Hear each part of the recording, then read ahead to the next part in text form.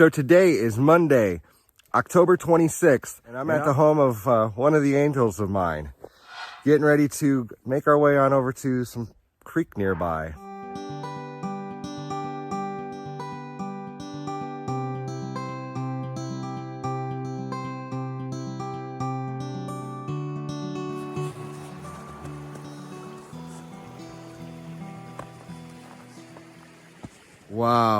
Wow, this is so freaking beautiful.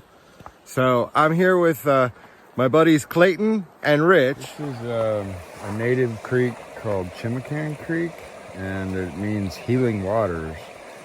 And then I've been told by some elders out here that there was a couple different tribes that would bring their sick and elderly and youngsters down here to bathe in this water. And that's why they call it Healing Creek. So it's pretty amazing. My friends and family have loved bathing and swimming in it during the summer. It's a little cold right now, but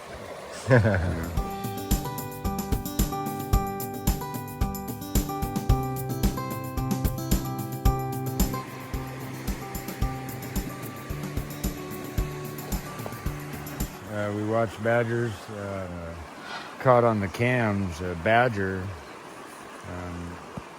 trying to dig out ground squirrels out of the side of right under the fence to the cannabis grow. Wow. And I'll tell you, it took him about 2 minutes to dig a hole you could have fit 4 or 5 people in. Damn. I mean, to watch him dig, and it was in the snow too.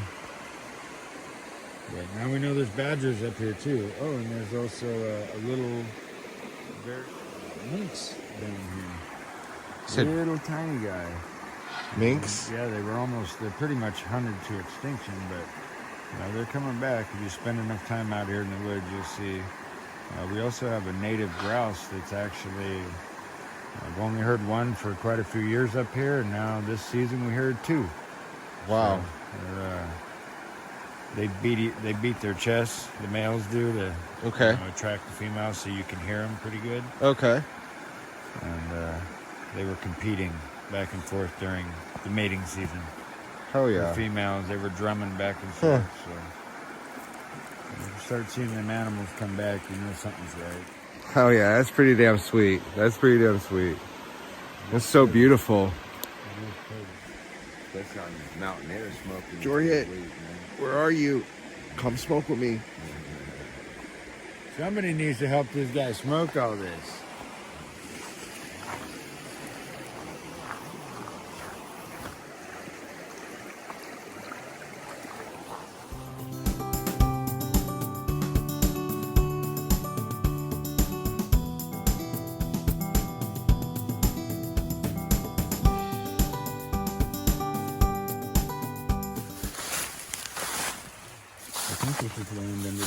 Well, there's water right there. There's water right there, so maybe you're on land. Yeah. Why don't we, I literally have to do like about 10 minutes worth of work at my phone.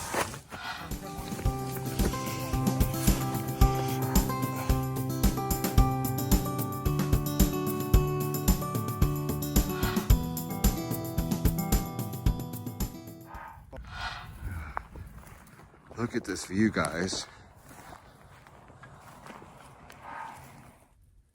That's the Spokane River. Okay. And where's Spokane at in relation to where we are right now? To the left.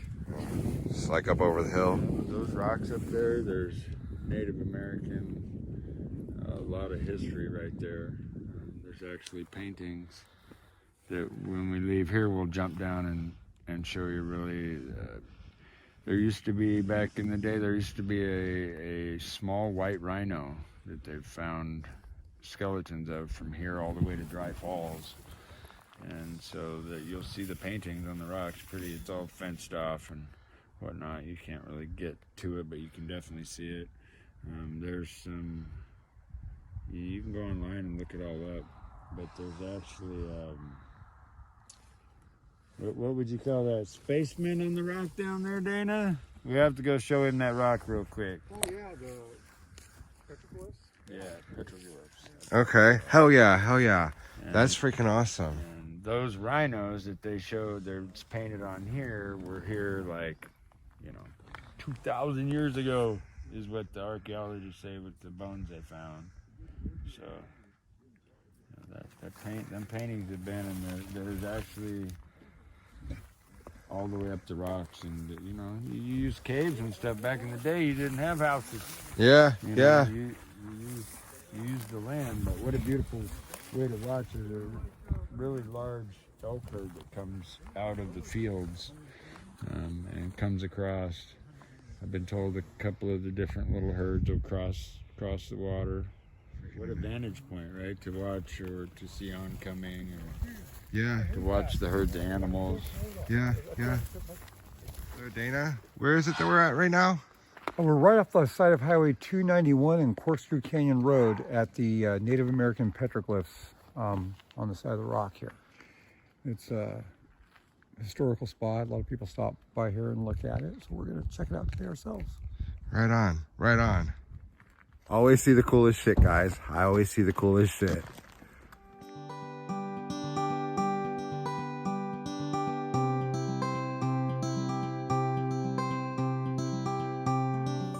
Here's what's left of the... Oh, wow. And they're having problems with vandalism, so that's why they put the fence up around it. Yeah. Yeah, I don't blame See them. a little spaceman in there. Let's see. There's a couple things in there you can see with the phone a lot better than the eye. So where's the spaceman at? Is that him right? Up to the right, yeah. Right up here? Yep. The body with the big head. So right there. Yeah. That's pretty sweet.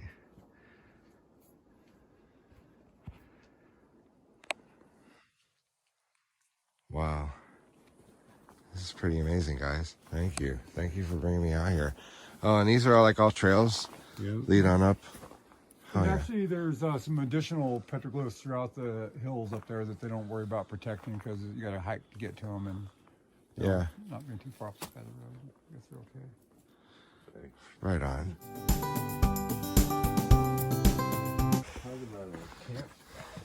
Yeah. Yeah, I would stealth camp right here. Right here. You could have a candle right here.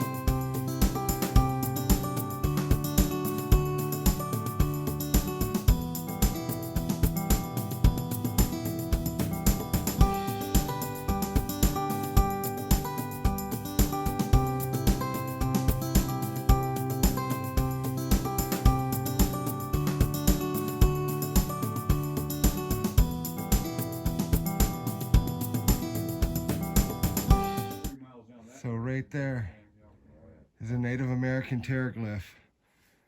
That's a deer. And this is pretty amazing. I mean, that's not the only thing that's there, but that's the one thing that was able to be pointed out to me that I could see what it was. The red paint was tested, and they found out that it's not from here. It was actually it's actually from Arizona. But anyhow, that paint came from either trade or a traveler. Wow. So that's pretty sweet. Yeah. This is pretty freaking awesome. I've never seen petroglyphs before, so.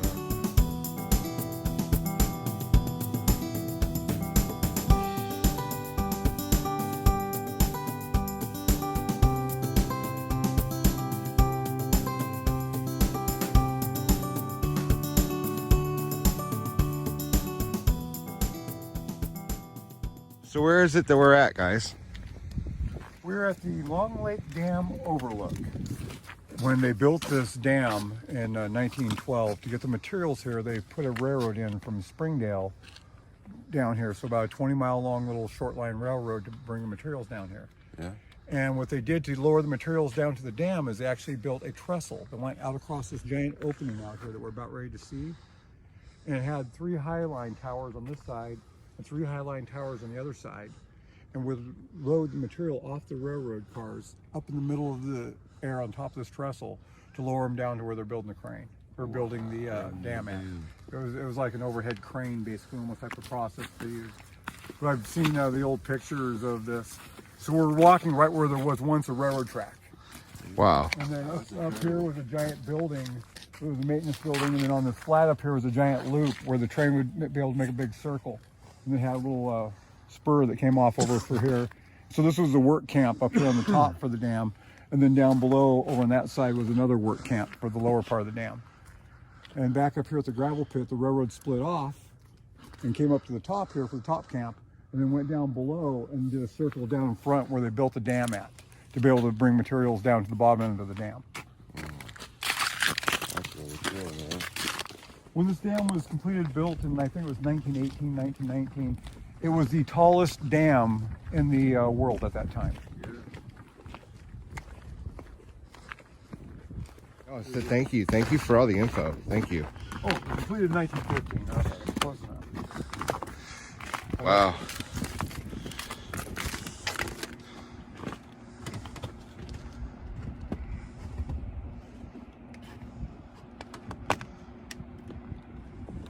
I have a picture of this little gorge right through here before the dam was built, and it was just an absolutely beautiful gorge with the rock all just like this side of it, and the river got pinched down through there. And then they built the dam across the front of it. And built the dam. Wow.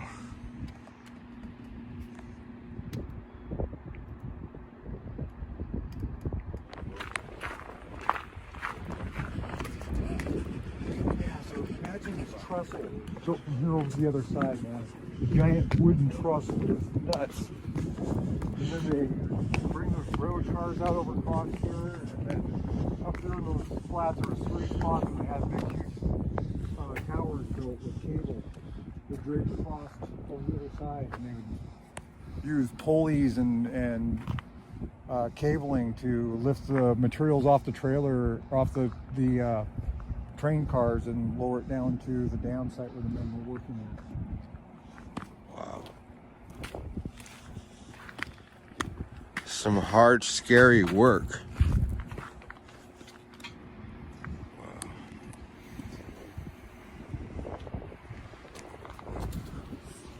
Thank you for bringing me all these awesome spots, guys.